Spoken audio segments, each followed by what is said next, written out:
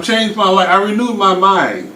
And that's what I love about God, that He gives you a chance to escape out of your trouble, to get away from those people that bring, not to make you do sins, but being around people that's sinful.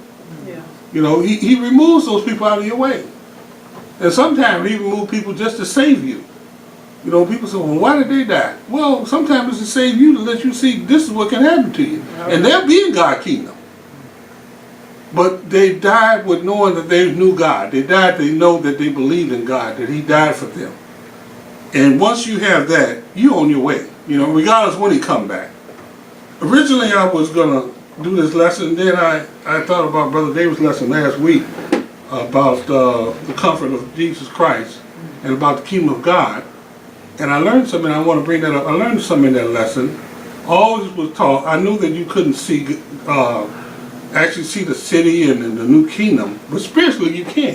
Mm-hmm. And I had wrote that in the Bible, but that lesson really shook me. You know, because I said, sometimes I can see it spiritually. You know, and sometimes we have to go over those things to ensure us. Mm-hmm. But you got to pay attention, because you can read right over that. You know, and it's not, you can't see it physically, but spiritually you can see it. Yeah, that's right. You know, and in Luke the 17th chapter, I had to read that again. I meant to call Brother Davis about that. That, you know, it's good to go over those things, because sometimes I do see the kingdom spiritually. Mm-hmm. And it's in us. That's right. You know, it's in us spiritually, because we part of the kingdom. That's right. You know, so I want to tell them that that's a very good lesson. Yes. For all these people that think we know everything, you never know everything. That's right. Read it and read it again. Yeah. But my subject is about David and Goliath. Mm-hmm. And I'm going to show you a part of this that some of us never thought about. You know, a lot of us thought it was just a fluke that David happened to be at the battlefield. Mm-hmm. That David happened to be a good shot, a slingshot thrower. Yeah. No, it was more than that. God set him up for this. That's God right. prepared him for this battle. That's right. That he had no idea that was coming. Sure did. God prepared you for some battles that's coming. They're just as big as Goliath. Mm-hmm. I mean, even bigger. Yes, sir. Because we got modern warfare now. That's right. So, you know, you got to be more prepared than he was with a slingshot. That's true. Yes, sir. You know what you are prepared with? The Word of God. The Word of God. We got the sword. That's right. See, he had a slingshot, but we got the sword. We got the scripture with us. Yeah, come on. See, now. Come on. And can we sling it? Oh, yeah. We can sling it just as fast. We can quote these words and bring it out on Satan and whoever else confront us. That's right. You know, no matter, we don't even tell about it like Jesus did. Jesus didn't even talk about nobody else's religion. That's right. All he talked about was what his Father told him to talk about. That's right. I don't worry about what nobody else do. I go by what we learn here. Yeah. What God had gave us the word here. I used to say, well, so-and-so is doing this and they do, I don't worry about nobody. Jesus didn't worry about nobody else, what they were teaching. Mm-hmm. We teach what God tells us to teach. That's right. We go by His laws and we go by His scripture. Mm-hmm. And we dissect it. We put it in our hearts and everything. Mm-hmm. And we go out and we preach it. Yeah. Yeah. We preach what we learn. Yes, and I just love it. You know, every time I come here, I learn something. I leave here filled with the Word. Yeah. You know, I have a good feeling that, you know, I always tell you that I used to think I had a good time on the weekend. Mm-hmm. I have the best time here I ever have. Really. Me too. Yeah. You know, and it's just a few of us. Yeah. But I just thank the Lord that we are able to hear the Word. Yeah. And to, what He say, eat His Word. Yeah. To eat Him and drink His blood. Mm-hmm. We're doing it.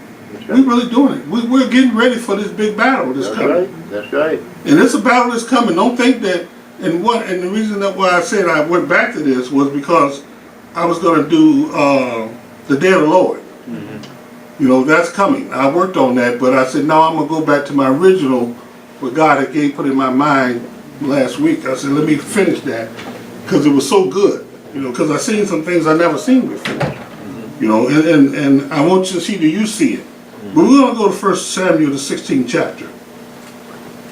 And we're going to try to go through this spiritually and see God's where He's working at. See where He steps in. Where He put one person where he really shouldn't be, had no business being there. Yeah. Yeah. And then put someone that's talking about him, calling them names, and have a little bitty kid stand up to him. Mm-hmm. Mm-hmm. A little bitty boy, but you're going to see some of the things that he have done that prepared him for this. Yeah, yeah. And where all these big, great generals and his big brothers stood around and say, you don't have no business here. Mm-hmm. you don't tell nobody what God sent a person. Yeah. Yeah. Because you don't know what God didn't put in there.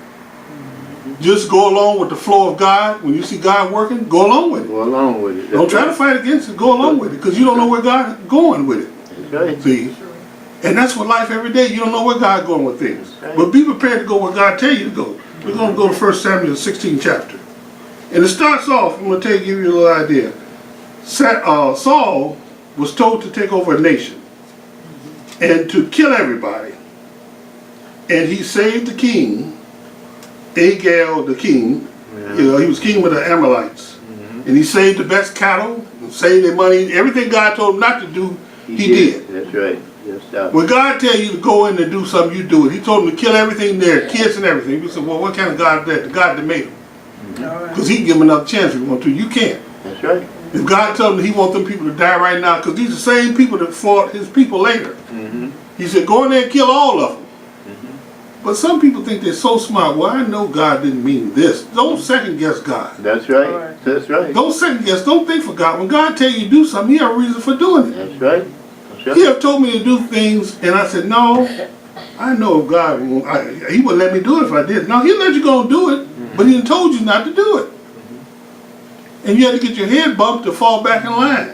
Yeah. But God said, okay, since you didn't obey me, since you you the first king of Israel, and you ignore what I'm saying, I'm gonna bring you down. And I'm gonna stop talking to you. That's right. And when God stopped talking to you, you know it. And when he found out that God stopped talking to him, he started talking, and even the Amalekites, they knew about it. Because they said, well, we heard that God ain't with him no more, ain't with that king no more. Let's go in their land. That's how they got to the land of where they were. They knew that God wasn't dealing with them, and because they could tell when God was dealing with them. They would always win the battles. But let's start in 16:1, and you'll see how this started. Go ahead. And the Lord said unto Samuel, how long wilt thou mourn for Saul, seeing I have rejected him from reigning over Israel? Fill thine horn with oil, and go. I will send thee to Jesse the Bethlehemite, and I have provided me a king among his sons. Now, he told Samuel, don't moan about what I told you about Saul, because Saul had his chance. And sometimes, when you have people that you love, Samuel loved Saul because he was around him. You know, he was the first king, and then he anointed him, and they was kind of friends. But once he didn't obey God, God said, look, let him go. You love him from a distance. Sometimes we do our relatives like that. Amen. Love him from a distance. Because I got this. Gave him a chance. I'll take care of Saul. You just do what I tell you to do. So he told him to go to, he's going to send him to Jesse. That was David's father, Jesse. That was David's father. Go ahead. Verse 2. And Samuel said, how can I go? If Saul hear it, he will kill me. And the Lord said, take an heifer with thee, and say, I am come to sacrifice the Lord. Now, he told him that take a heifer with you. And Saul had people watching. So wherever Samuel went, he knew. You know, he said, well, you do the sacrifice every day, just take that with you. He won't know exactly what you're doing then. God is thinking for him. Because he was afraid of Saul. Saul could be a dangerous man. He was king. Everybody knew exactly whatever was going on in that kingdom, they knew would tell Saul about it. So look how this runs down. Go ahead. Verse 3. And call Jesse to the sacrifice, and I will show thee what thou shalt do. And thou shalt anoint unto me him who I name unto thee. Now when you go to the sacrifice, I'm going to show you what you should do. You're going to have a sacrifice like I said, but you got something else you got to do. You're going to anoint someone that I'm going to send you to. Ain't God powerful? Yes, he is. He said, now you can do two things. You can go to the sacrifice and still anoint the person that I want you to anoint. And Saul won't even know what happened. Go ahead. And Samuel did that which the Lord spake, and came to Bethlehem. And the elders of the town trembled at his coming, and said, comest thou peaceably? And he said, peaceably. Now they thought he came there to start trouble, because when they see a prophet, they think something's wrong. You come peaceably, or do you come to get somebody? Because he was powerful. Do you know prophets of God are powerful like us? When people mess with us and they do things, there's repercussions behind it. You don't even have to do anything to them. But they was afraid of him. He was one of God's men. They was afraid of him. And, you know, I experienced that. You know, they said, well, he called me the Bible man or whatever. But he don't do certain things, you know. And they wouldn't confront me with a lot of things. Go ahead. I am come to sacrifice unto the Lord. Sanctify yourselves and come with me to the sacrifice. Mm-hmm. And he sanctified Jesse and his sons and called them to the sacrifice. Now he anointed them and sacrificed and called him, and he was really with him that day. Number 6, go ahead. And it came to pass, when they were come, that he looked on Eliab and said, surely the Lord's anointed is before him. Now this is David's brother, one of the biggest of the boys, and he was oldest. So just because you see the oldest, and really David wasn't the youngest, he was the youngest of the sons, but it was 8 kids. It wasn't just brothers, it was some more, Jesse had some more children. You know, I read over that before. I thought it just ended with David. No, he had some more children under David that was younger. But and they could have been boys or girls, it don't say. But go ahead. Verse 7. But the Lord said unto Samuel, look not on his countenance, or on the height of his stature, because I have refused him. For the Lord seeth not as man seeth, for man looketh on the outward appearance, but the Lord looketh upon his heart. You see, the first thing Samuel did was look at his brother and say, this is the biggest, strongest man of all the brothers. And he's a warrior. This is who God wants. No, God wants somebody that he can mold and shape. Because isn't God the potter? All right. He's the potter. He can make you strong. He can build you up in the Word. If you think you don't know the Word, stick with God. You know the Word. You know where every chapter in the Bible is. We'll begin to quote Scripture more. And we ain't through yet. When God gets through with us, we're going to be able to quote everything in the Bible. Amen. Without even looking at it. In the next world, in the 1,000 years, we won't need the Scripture. We're going to know it in our hearts. We're going to know it by heart. Exactly where, and when Brother Davis read our stuff today, I just about know where all of it is. And imagine, the more years we study this, the stronger we're going to get in the Word. And when you lose the Bible, you still got it up here. If God give it to you, you know, only him can take it away from you. Go ahead. Verse 8. Then Jesse called Abinadab and made him pass before Samuel. And he said, neither hath the Lord chosen this. Now he called the other brother, which was bigger. So I know it's this man, you know. But see how his eyes is fooling him. He's looking upon the content. He's looking upon the size, and they're warriors, they're soldiers.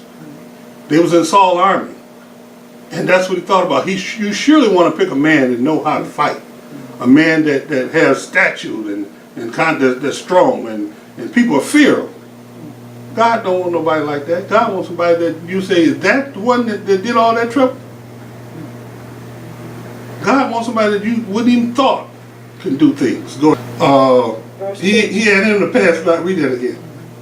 Then Jesse made Shammah to pass by, and he said, neither hath the Lord chosen this. He said, there's a third one. He said, the Lord hadn't chosen him neither. The Lord had not chosen him out of 4 brothers. Now watch what the Lord said. Verse 10. Again Jesse made 7 of his sons to pass before Samuel, and Samuel said unto Jesse, the Lord hath not chosen these. And Samuel said unto Jesse, are here all thy children? Now he made 7. He said 7 of his sons, so 7. So David was the youngest. You know, that's why you have to really read this good. And go ahead. And Samuel said unto Jesse, are here all thy children? And he said, there remaineth yet the youngest, and behold, he keepeth the sheep. And Samuel said unto Jesse, send and fetch him, for we will not sit down till he come hither. Now, the youngest was a sheep keeper. What is Jesus? When he called himself the shepherd? Yes. He called himself the shepherd. And he had sheep. Jesus said, watch over his flock. That's right. David was the shepherd. a shepherd boy that protect the sheep. And sheep are animals that real easy to get along with. You know, you have to tell them what to do and direct them, and goat is just the opposite. But he picked a man that kept sheep. It's really, you know, a coincidence. Why would he pick him? Because he's a sheep keeper. We didn't realize that about Jesus until he got older, that, you know, even though he was a carpenter, but he was talking about spiritually sheep. So he take physical things and use it for spiritual things. Go ahead. Verse 12. And he sent and brought him in. Mm-hmm. Now he was ruddy and withal of a beautiful countenance, and goodly to look to. And the Lord said, Arise, anoint him. Now, if he was ruddy, you ever seen a little ruddy kid that just ain't, they small and they look like they can't hardly do nothing? But he was good looking, which is, sometimes when it's good looking, it's a curse. You know, and sometimes it's not. But in his case, women wanted David. But he wouldn't be the one that you think God would make king by looking at him. Because he didn't look like he could kill anything. Go ahead. Verse 13. Then Samuel took the horn of oil and anointed him in the midst of his brethren. And the Spirit of the Lord came upon David from that day forward. So Samuel rose up and went to Ramah. Once he put that oil on him, and his spirit came upon him, David had it there. But do you know God's Spirit don't always stay with you? Because he's still a man, and he still went out and did things. But do you know his brothers were jealous of him? Because he was anointed. He didn't anoint the other brothers, but he picked this little ruddy guy and made him, anointed him, and not the oldest brothers. And he called, you know, when you have big older brothers sometimes, they can make it work for you when they think you're chosen. Oh, yeah. They can make it work. Sometimes it's good for you. Well, I know it's good for me, but it makes you rough too. It makes you rough and make you learn how to stick up for yourself. Go ahead. 14. But the Spirit of the Lord departed from Saul, and an evil spirit from the Lord troubled him. Now the Spirit of the Lord departed, and the evil spirit troubled him, made him where he couldn't sleep, couldn't do anything. When God's Spirit comes to leave you, and Satan's Spirit come on, you can't sleep. That's what's wrong with a lot of these entertainers now. They don't have the Spirit of God in them, and they want the spirit of the world. And you can never be happy, even if you're rich, if you don't have the Spirit of God in you. When you got the Spirit of God in you, you're always rich. You got riches that other people don't have. You can have a good night's sleep. We know some entertainers that all they want to do is just get a good night's sleep. They pay $1,000 to sleep. God let you sleep anytime you get ready. And if you wake you up early in the morning, be thankful, because you can praise Him and go back to sleep. And I thank God for that. If I wake up 1 or 2 o'clock in the morning, I can go back to sleep. And I don't have to go to work. And that's a blessing. Go ahead. Verse 15. And Saul's servant said unto him, Behold now, an evil spirit from God troubleth thee. Let our Lord now command thy servants, which are before thee, to seek out a man, who is a cunning player on an harp. And it shall come to pass, when the evil spirit from God is upon thee, that he shall play with his hand, and thou shalt be well. Now, David played the harp. He comes from being the shepherd boy to playing the harp for a king. Isn't that amazing? Yes. He comes from the stinky sheep, and they smell, to be right with the king. That's how God moves. He moved him from one place where he wasn't important to a place where you can call Saul like the president. God do miracles. Now he right there, he know the king now. Now watch how God work in this. Go ahead. 17. And Saul said unto his servants, Provide me now a man that can play well, and bring him to me. Then answered one of the servants, and said, Behold, I have seen a son of Jesse, the Bethlehemite, that is cunning in playing, and a mighty valiant man, and a man of war, and prudent in matters, and a comely person, and the Lord is with him. They knew that the Lord was with him. One of the servants, I've seen him, and he played the harp. and the Lord is with him. Saul, look, just see what Saul said. Go ahead. 19. Wherefore Saul sent messengers unto Jesse, and said, Send me David thy son, which is with the sheep. And Jesse took an ass laden with bread, and a bottle of wine, and a kid, and sent them by David his son unto Saul. And David came to Saul, and stood before him, and he loved him greatly, and he became his armor bearer. Now, he loved him, first sight, he loved him. And he became his armor bearer. That means he carried his armor around. He was like his servant, like to him. He was around him, around the king. He still went back and did the sheep and stuff, but he's around the king. Sometimes, you know, when God get ready for you, he'll prepare you for it. He knew how a king should act. He knew what battles was going on most of the time. And he got to know the king. Go ahead. 22. And Saul sent to Jesse, saying, Let David, I pray thee, stand before me. And he hath found favor in my sight. He had found favor in his sight. That's another thing. When God puts you with people of status and of face and known, and if you're a person of God, they notice it. They say, I notice that you don't do the things other people do. You're not out there in the world, you know, because you don't talk that way. And believe me, you begin to get blessed. Go ahead. And it came to pass, when the evil spirit from God was upon Saul, that David took an harp and played with his hand. So Saul was refreshed and was well, and an evil spirit departed from him.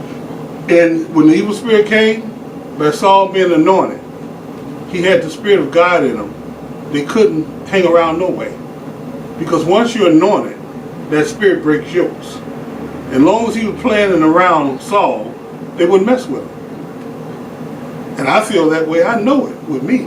I don't have evil spirits mess with me. As long as I stay within God's grace. As long as I stay within his word. Let me step out of his word and see what happens. As long as you stay within God's grace, he still will protect you now. But you're going to get some repercussions. Go ahead. This is chapter 17. 17:1. Now the Philistines gathered together their armies to battle, and were gathered together at Shakah, which belongeth to Judah, and pitched between Shakah and Azekah in Ephraim. Now these was in the land of Judah though, because they got word that Saul didn't have the Spirit of God upon him anymore. That's why they came into the land. They feared the Israelites. They feared what they can do. They knew that when the Lord was with them, that they could whoop anybody. But the word got out. They had spies back then. The word got out that the Spirit wasn't with the king no more. That's why they came. And they came up with a plot. Instead of us fighting the whole army, just pick one man from your army and one man for our army. And what Israel didn't know when they agreed with the deal, that they had a giant, Goliath. They had a giant that they put in the background, and they made the deal with him. Now, the Philistines, if they lost, they weren't going to give in to him anyway, but they thought for sure with this big man that they were going to win. He was so powerful. Some say, from the measurements I got years ago, I say 11, but actually some of the scholars said 12 feet tall, and over 300 to 400 pounds. That was a big man. And he could throw a sword, and he could throw, a spear, and he had helmets, and you're going to read all about him. But they said, we know for sure it wasn't a man that he couldn't kill. But God knew, said, I got a man that you can't kill. All right. I got a man that you ain't going to be able to touch a hair on his head. Now, ain't God powerful? Yes. He can send you, and we get giants in our life. It don't have to be Goliath. It can be sickness, it can be children, whatever. There's a giant out there waiting for you. But you got the sword of the word. You got God, and I've used it too. And I use it to where now I pray for people, my enemy. I don't have to just tell the Lord to take care of him, because I know God's going to take care of him anyway. Go ahead.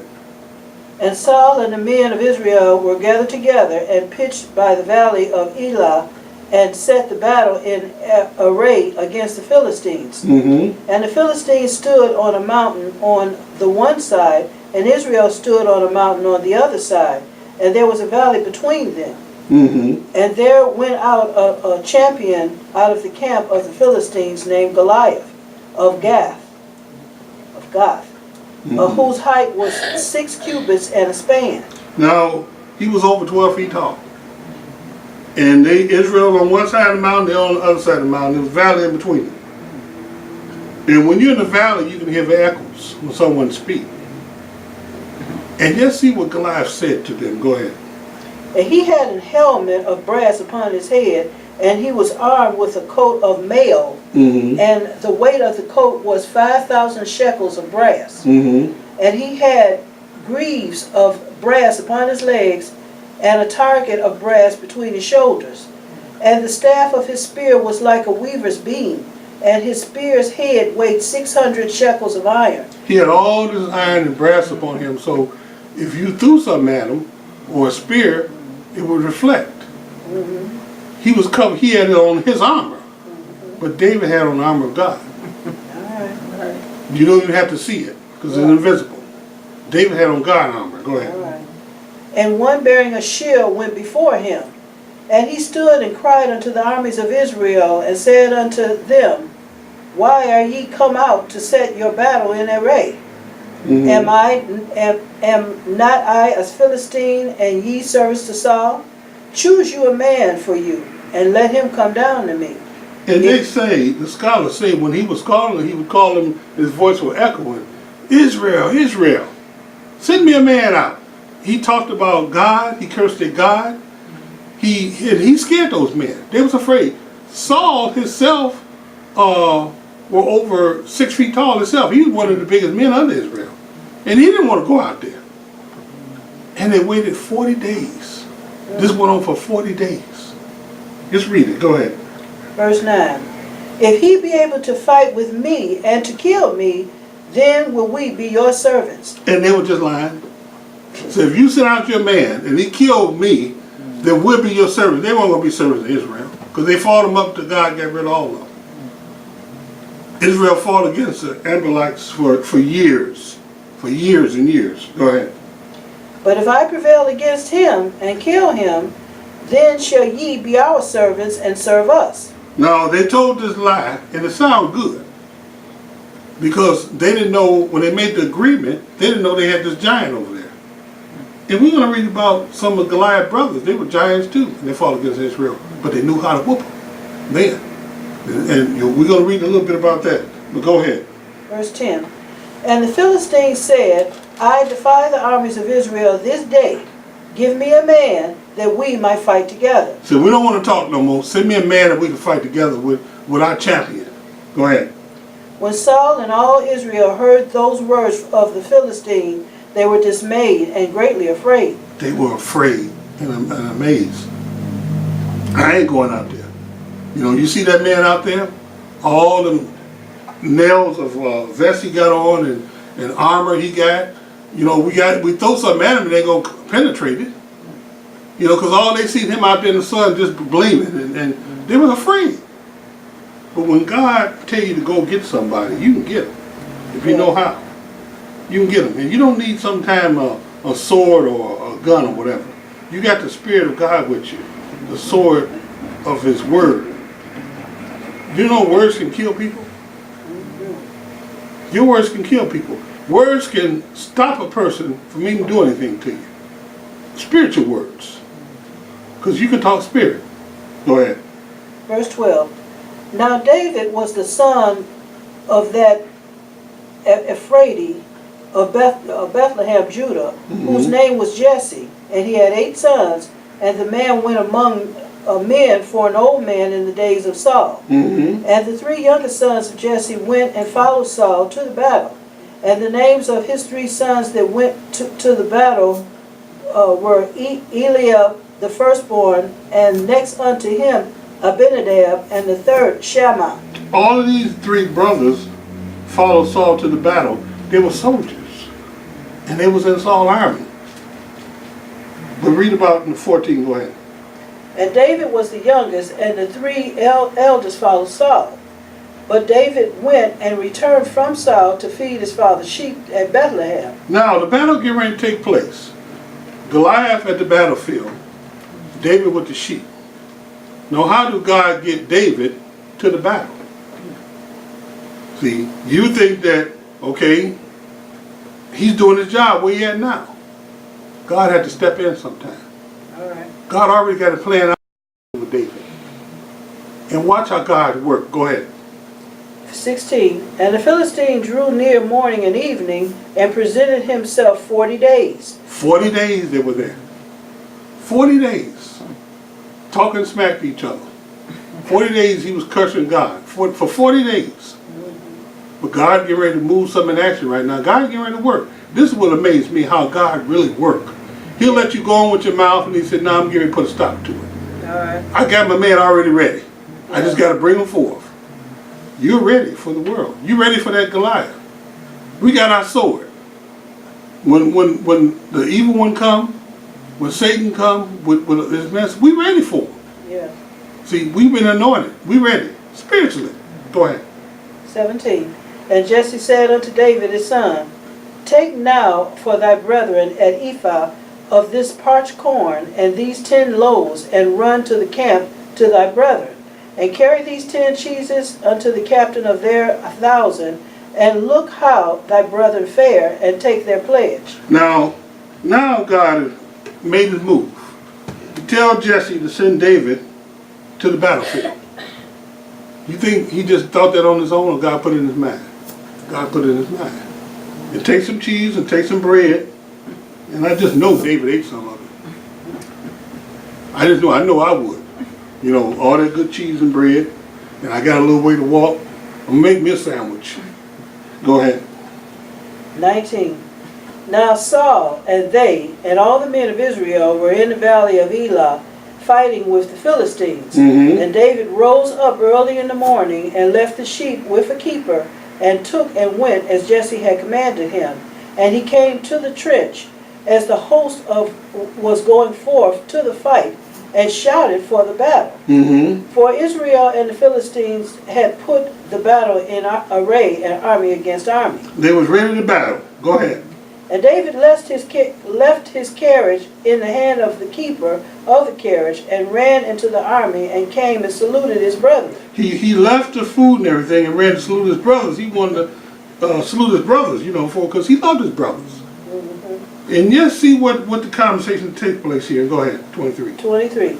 And as he talked with them, behold, there came up a champion, the Philistine of Goth, Goliath by name, out of the armies of the Philistines, and spake according to the same words. And David heard them. He spoke those words and David heard it. David heard what he said. He cursed the God of Israel. He cursed the Israelites. He cursed everything about them. Told them they was cowards and everything. And David listened. And watch what David said. Go ahead. 24. And all the men of Israel, when they saw the man, fled from him, and were sore afraid. And the men of Israel said, Have ye seen this man that is come up? Surely to defy Israel he is come up. And it shall be that the man who killeth him, the king will enrich him with great riches, and will give him his daughter, and make his father's house free in Israel. The man that killed him, he gonna get everything. Go ahead. Now David, go ahead. And David spake to the men that stood by, saying, What shall be done to the man that killeth this Philistine, and taketh away the reproach from Israel? For who is this uncircumcised Philistine, that he should defy the armies of the living God? David was a bad boy, wasn't he? He said, did you hear what he said? This uncircumcised Philistine, who he gonna defy our God? All right. I'm not afraid of him. Right away he got upset. I would too when I hear somebody talk about God. They don't know what they're talking about. I pull out my sword with the word of God. And I don't have to get my Bible because I got it in my mind most of the time. And I start speaking the word, you know. And I tell them, I say, you know, you don't know what you're talking about. I'm not going to argue with it, but I do give them the word. And I said, now you can go find this in the book and tell them where to go. Go ahead. 27. And the people answered him after this matter, saying, So shall it be done to the man that killeth him. And Eliab, his oldest brother, heard when he had spake unto the men. And Eliab's anger was kindled against David, and he said, Why camest thou down hither? Why did you come down here anyway? You can't do nothing. What do you know, this is jealousy. What do you come down here? You ain't no soldier. You know, well, get away from here. We get ready to fight. He's scared too. But David wasn't afraid. David had did some things and read on. And with whom hast thou left those few sheep in the wilderness? Who you lead the sheep with? You're supposed to be with the sheep, not down here at the battlefield. I know thy pride and thy naughtiness of thine heart, for thou art come down that thou mightest see the battle. You came here to see the battle. No, David come to get in the battle. All right. See, he came to get in the battle because God had put him there. He molded him and got him ready for this battle, and they had no idea of it. God was molding him right there. We always read in Isaiah, we talk the pot and the clay, the potter and the clay. Jesus is molding him all the time to be king of Israel. Put him right with the king. That's how God works. God works when you can't see him working. He's working in us right now, getting us ready for the 1,000 years to teach. He's got people set up already to go in this kingdom. God, as they say, the cabinet, when the president pick a cabinet, you part of God's cabinet. All right. If we go in there, we know what to teach. You can go anywhere and start teaching. I can go to any church and start teaching right now about Jesus Christ. And that's all I want to talk about, because he's the only one to talk about. He's the only one that can get you in this kingdom through the Father. It's him. Go ahead. 29. And David said, what have I now done? Is there not a cause? And he turned from him toward another and spake after the same manner. Mm-hmm. And the people answered him again after the former manner. And when the words were heard which David spake, they rehearsed them before Saul, and he sent for him. Now, David got loud about it. He said, y'all see what they saying out there, and y'all in here afraid. God give you power when he know that you can do something about something. Amen. And when you're speaking for him, all these soldiers around him with armor on and swords and spears, and he said, y'all see what that man saying about us and about our God? And God had delivered him from some things, and he's going to tell you what he delivered him from. And you standing here afraid of this man? And he had a mouth on him too. Go ahead. 32. And David said to Saul, let no man's heart fail because of him. Thy servant will go and fight with this Philistine. He said, don't let no man's heart fall because of him. I'm a servant of God. I go fight with him this day. Go ahead. And Saul said to David, thou art not able to go against this Philistine to fight with him, for thou art but a youth, and he a man of war from his youth. You can't go and fight against him, fool. You don't even know nothing about fighting no big soldier like that. That man is an expert. You can when you got God's Spirit upon you. That's right. You can fight against anything. I don't care how smart they say they are. God can give you the right words to use. Amen. I don't care what kind of Goliath you go up against. When you got God anointing on you and the Spirit upon you, you can fight anything. That's right. Look at Moses. Moses couldn't talk, but Moses led thousands of people. God was with him. God is with us. Amen. I know he with me. All the battles he brought me with Goliath. And literally I had fought some big giants. Yeah. And almost knocked them out too. And that wasn't with no sword. Yeah. But I wasn't in the spirit then. That's right. You know, and you can't do that. You really have to let God. But I did get the guy away from me. You know, go ahead. Verse 34. And David said unto Saul, thy servant kept his father's sheep, and there came a lion and a bear, and took a lamb out of the flock. Now let me tell you, David told Saul, thy servant kept his father's sheep. And there came a lion. You have people seen how big a lion head is? And how big these lions are. A real lion is bigger than a piano. Yeah. And his head is bigger than that clock up there. That's right. That's right. And David took the sheep out of the lion's mouth after he killed him. Yeah. Go ahead. 35. No, read 34 again, finish it. And David said unto Saul, thy servant kept his father's sheep, and there came a lion and a bear, and took a lamb out of the flock. And a bear. A lion and a bear. Yeah. Some of the biggest animals that God made. That's right. Some of the strongest. Right. Why didn't God tell him to kill a little leopard or some small animal? Yeah. Or wolf? No, God wanted you to know that I can kill anything that I make with my spirit. Not too big. Yeah, and none too big, none too small. Yeah. But you just be anointed by me, and you go on with me. That's right. And that's what I love about this, that God picked a little ruddy guy and gave him his spirit, anointed him. Yeah. And we all been anointed in here because we wouldn't be here today. That's right. We're dedicated to God's word. And we have to say that to ourselves. I'm dedicated to God. That's Speak right. it. Keep saying it. That's right. And God hear it. You got angels writing it down. You know, get in the book. We're all in the book.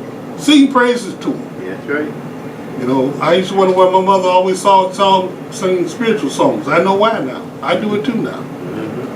You know, I'm constantly turning to spiritual stations. You know, go ahead. 35. And I went out after him and smote him and delivered it out of his mouth. And when he rose against me, I caught him by his beard and smote him and slew him. He caught him by his beard and smoked him. What did he smoke him with? The rock. Don't Jesus call himself the rock? That's right. That's right. He called himself the rock, the foundation. In that song, I go to the rock. Yeah.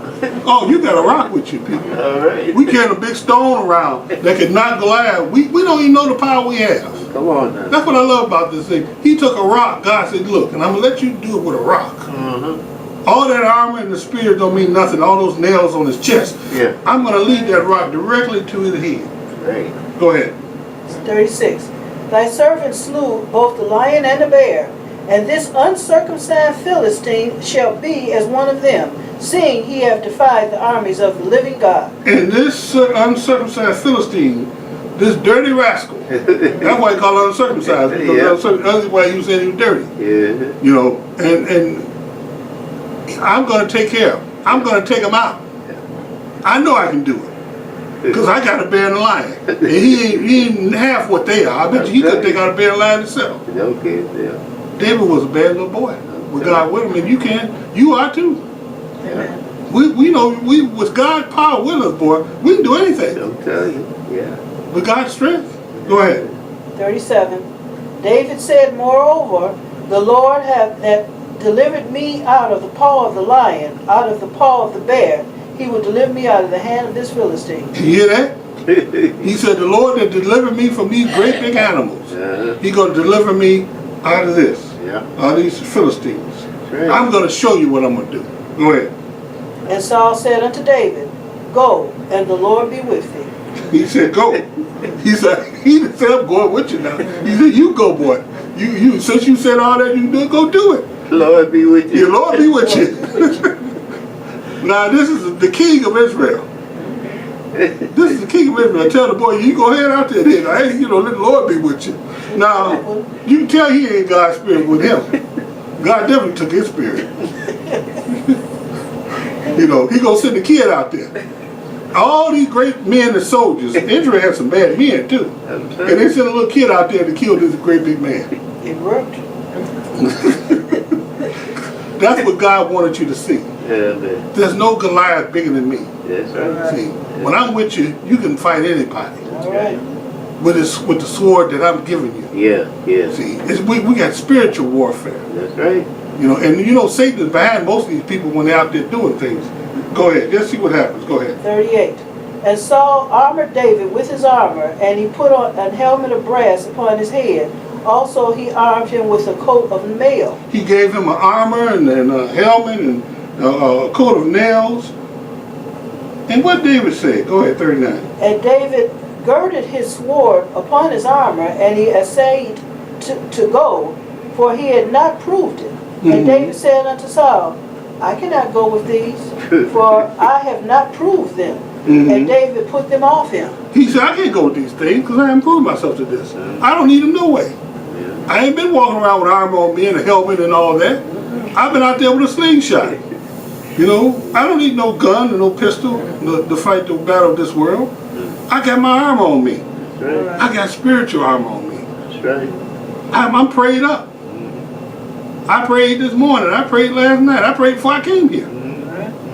So I don't need to be have no phony stuff with me that can't really protect me. That's right. That's right. People been killed with weapons on them. But when you got God weapon with you, oh boy, you got weapons. That's right. You got spiritual weapons. That's right. Go ahead. It's verse 40. And he took his staff in his hand, and chose him 5 smooth stones out of the brook, and put them in a shepherd's bag which he had, even in a scrip, and his sling was in his hand, and he drew near to the Philistine. He took 5 smooth stones out of the brook. Don't you know God picked up them, told him which one to pick up? He wanted some smooth ones, some that'll cut right into his heel. Go right in, yeah. He knew which ones to get, That's right. you know. And they say that you could swing that thing and it go 300 miles an hour. What? You get so, yeah, it goes so fast that thing will really go fast. You know, I used to mess with a sling, but they too dangerous. I know when my parents took it, I know it disappeared. But those things are very dangerous. You know, you really hurt somebody with them. And if you practice with them, and they say Israel had hundreds of men that had left hands, they said left hand people was better with them for some reason. They were more accurate. One of those rocks could bust a watermelon in half. Yeah. Yeah, one of them throwing rocks like that. They were very powerful. Go ahead. And the Philistine came on and drew near to David, and the man that bare the shield went before him. And when the Philistine looked about and saw David, he disdained him, for he was but a youth, and ruddy, and of a fair kind. The Philistine giant said, "What is this that y'all sit out here? Is this a joke? Yeah. You sending this little guy out here to get me?" Oh, let's hear what he said. Go ahead. And the Philistine said unto David, Am I a dog? Am I a dog? I ain't worth nothing. If this is all you said, where the king at? You know, you sent this little guy out here to get me. Yeah. Oh boy, but what he didn't know, God was with him. I'm telling you. Yeah. When God with you, boy, you got an army with you. You got something that'll guide the rock, that'll guide what you pick up, and to guide your way back. When you got God with you. Go ahead. Am I a dog that thou comest to me with staves? And the Philistine cursed David by his gods. He cursed him. He cursed him by his God. You know God was mad then. God and angels standing around said, we're going to make sure this works. The angels was around David. You know that they was going to make it work. That's right. See, God, things invisible, people don't understand. God can make things work for you. That's right. Go ahead. And the Philistine said to David, Come to me, Come on to me, boy. and I Come will on. give thy flesh unto the fowls of the air. Come and on to the me, beasts boy. of the You field." just come here. Just come here. Just come a little closer. I got something for you. You know, he was talking mess to him because he had been talking for 40 days. Yeah. He said, now you just come on over here, little boy. I got something for you. He said, I'm going to give your flesh to the birds. Yeah. You know, when I get through, the birds going to have plenty. They're going to eat your little bones, poor thing. But I'm going to have to mess you up, boy. Just come on. Come on, get it now. Yeah. Go ahead. 45. Then David said to the Philistine, Thou comest to me with a sword, and with a spear, and with a shield. But I come to thee in the name of the Lord of hosts, the God of the armies of Israel, whom thou hast defiled. He said, you come to me with a sword and a spear and a shell. I come to you with the God of hosts and of the army of Israel, whom thou hast defiled. I'll come to you in the name of the Lord. Oh boy, that's powerful, ain't it? Yes, it is. Now you got all that armor, and I come to you with God. If I was Goliath, I'd turn around and ran then. If I'd known what Israel had done before, and known what their God was with them, but he just thought because he was so great. Isn't men like that today? They think nobody can bring them down. God set them up. God can bring them down. That's right. God made Goliath for this purpose. That's right. See, he comes from a family of giants. God made this for this purpose. Yeah. And they didn't believe in God. And their nation didn't believe in God. And he said, I'm going to fix them. I'm going to have a little boy kill the giant, the warrior. Go ahead. 46.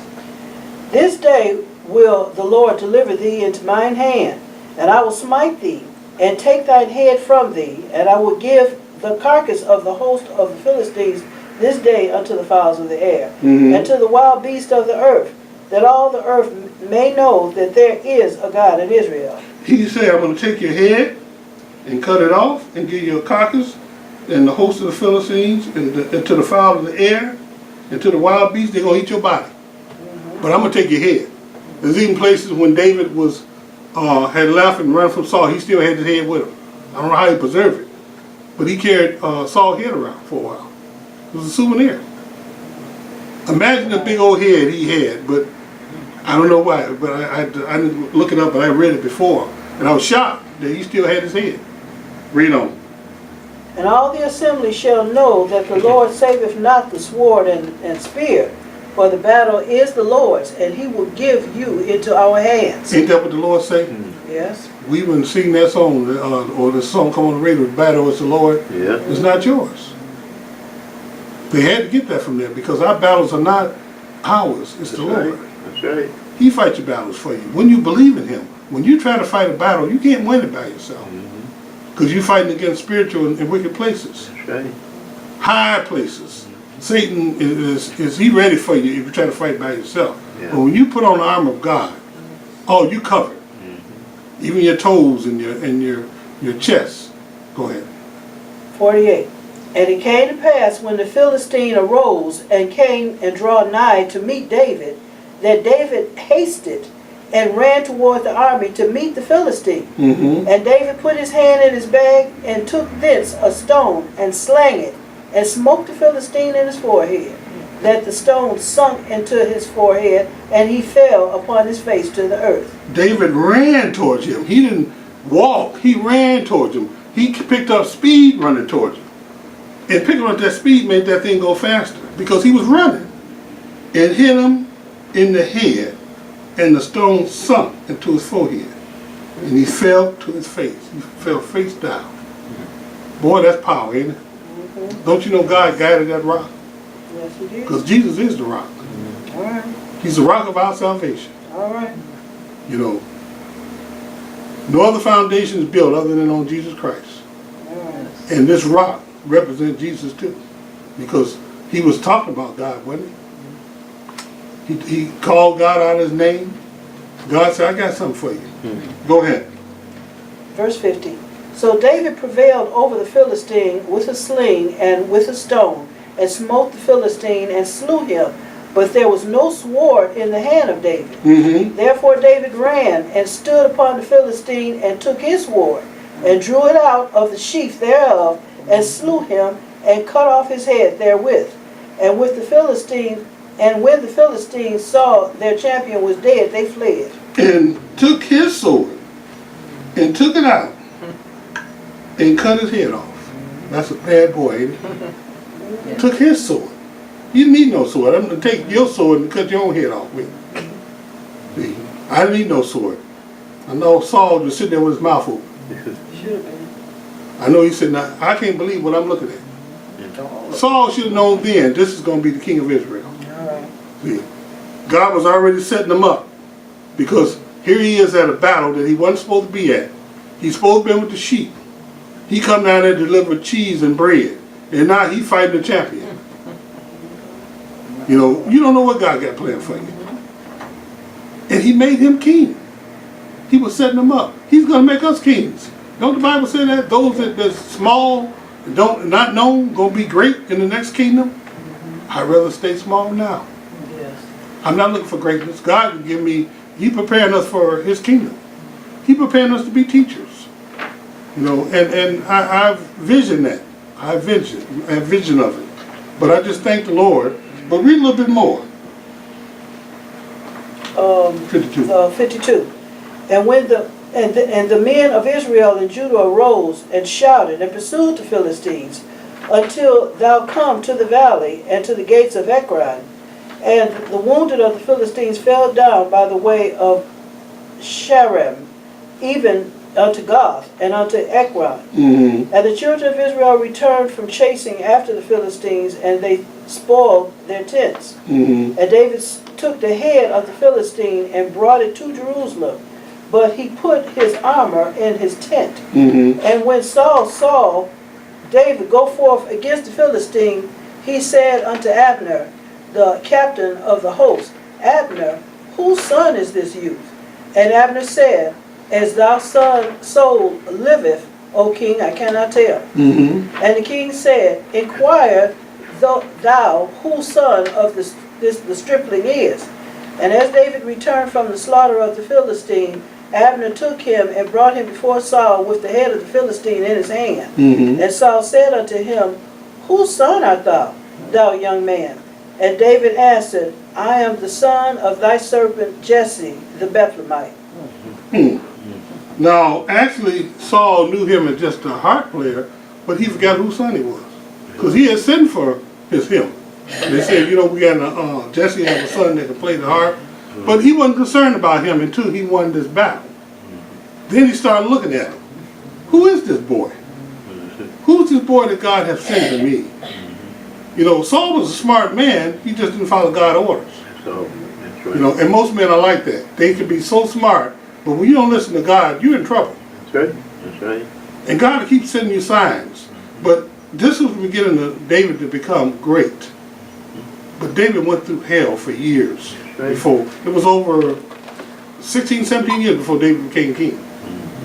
You know, and I just thank the Lord that God, if we got patient with God about us growing. When God wants you to do something, you just do what God tells you to do till you get ready for you. Yeah, right. See, you keep doing what He getting you ready for is bigger than what you think. That's right. And what we're learning, we're growing in the Word. Every week, every month, we're learning more. When them dry bones got to be healed, and can they hear the Word? Who you think gonna teach them? That's right. Some dry bones out there in the world. That's right. You know, that don't know anything about the goat and the other goat that was killed and sacrificed. Some of the things that we're teaching is way over people's head. The 1,000 years. I had a brother ask me about the 1,000 years. He said, can I come and sit and talk to you about the 1,000 years? I don't really understand that. And I was just shocked. Because he had videos of stuff about the Bible and everything. But he didn't understand the 1,000 years. You're going to be amazed what people don't know. That's right. They think they know. They think they've been to these colleges and learned all this.